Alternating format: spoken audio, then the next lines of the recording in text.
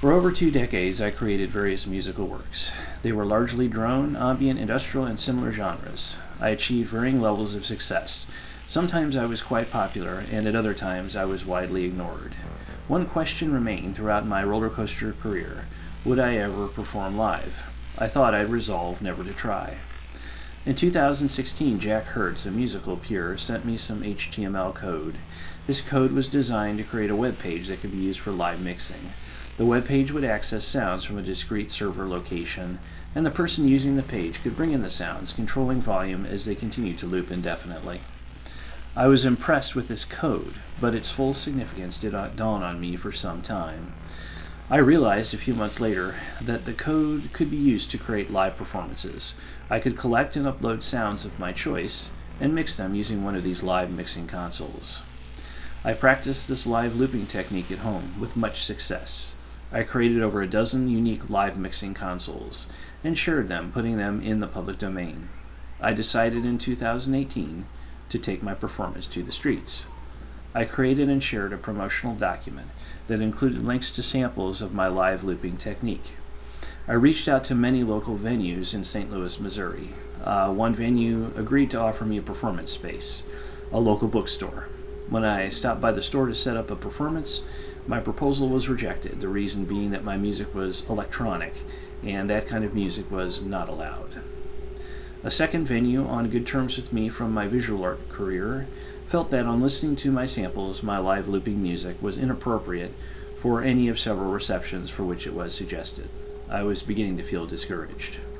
Just then, a library branch from the system that was my employer agreed to allow me to perform a live set during an art reception one Thursday evening.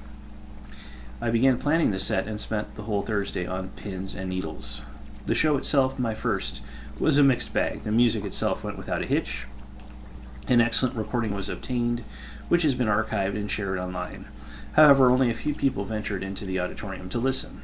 One person became my main fan, a young lady who walked miles to hear the show. Had she not attended, most of the performance would have been for no one at all. I succeeded in booking some shows at a very nice local space. It was a music and art store in a hip neighborhood. There were 3 performances planned for the Kismet Creative Center. The first drew a few friends and my wife.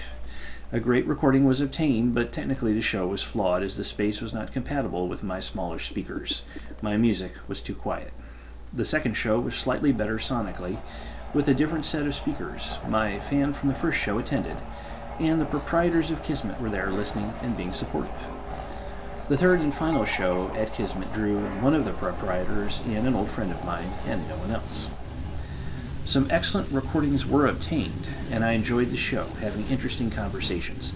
I learned of Kismet's struggles, being a center for alternative music and culture in a Midwestern city where only certain types of shows and venues were getting traffic.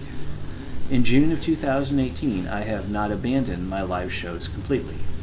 An event has been planned for the Central Library, and a show will be performed in August at another branch.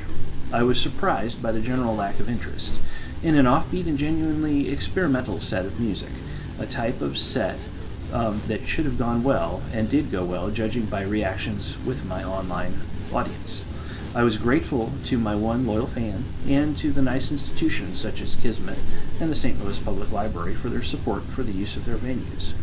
I continue feeling somewhat ambivalent. I am still confident about my material and the musical aspects of my show, if the volume is sufficient at the show, but I do wonder who, if anyone, would be interested in experiencing such shows in the future.